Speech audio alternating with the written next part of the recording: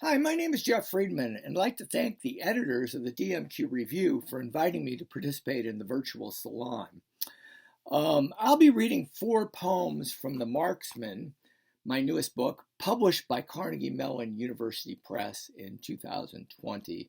The Marksman is my 8th collection. Start with What Happened to the Country?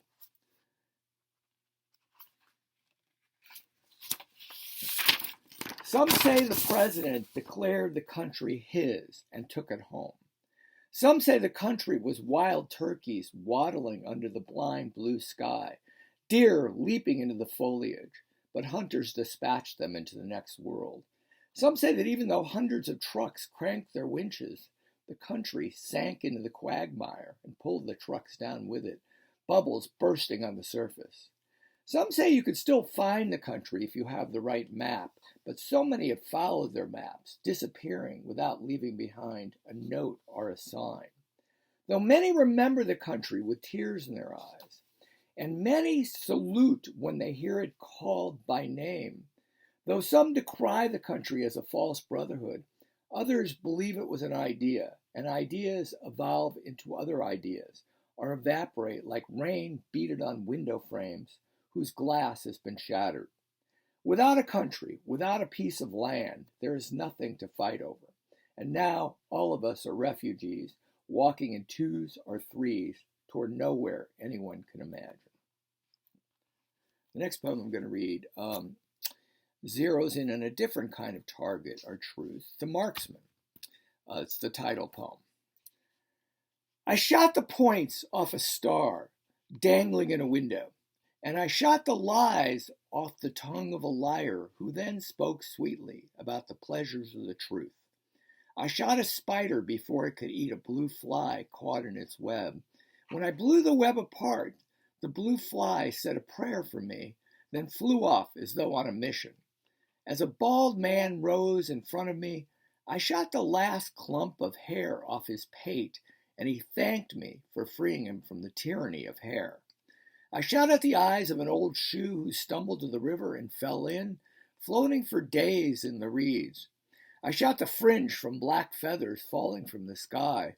While the clouds bulked above me, I riddled them with bullets until the rain fell, and then I shot fat holes in the raindrops, till the rain became drizzle.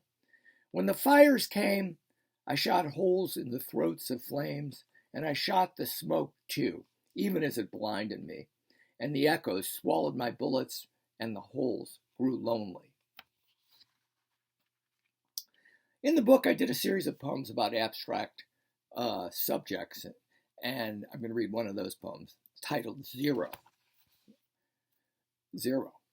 Anything divided by itself is 1, but not 0. 0 is always 0, always itself.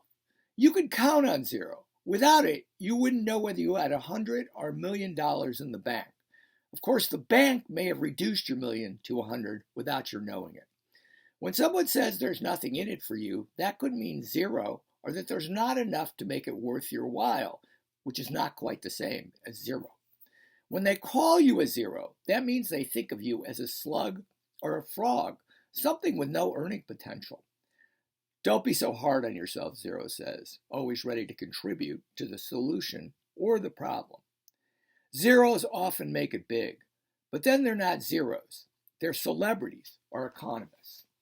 Everyone wants a paycheck with lots of zeros before the decimal. Where would you be without 0? Where are you with it? 0 may not be much, but there's enough of it to last you a lifetime.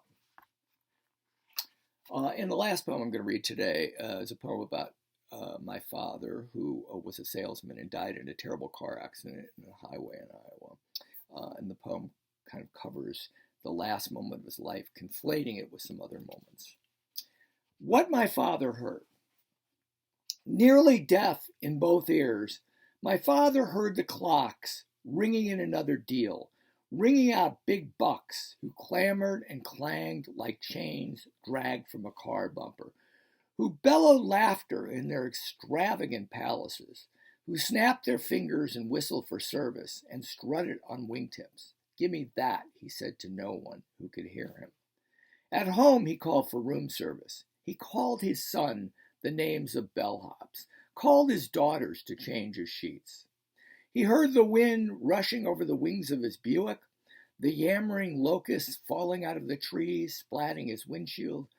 He heard his hearing aids buzz for him to listen, but he removed them and stuffed them in his pocket so he wouldn't hear his wife repeating, "Be careful and don't spend a fortune."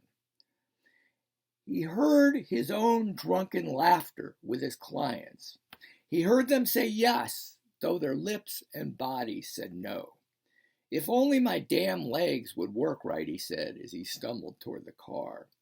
He heard the automatic windows going up and down, the voice of Dean Martin singing, "Saw $1 yesterday, but the wind blew it away, going back to Houston, Houston, Houston." He saw the sticks crossed, the crows lined up in trees, the faces in the clouds, but he didn't hear the warning coming through the leaves. He heard the sky cracking as his foot pressed the accelerator down. He heard the rush of speed and then the sonic boom of his body crashing the sound barrier, the crisp crackle of cash dying in his ears. Thank you.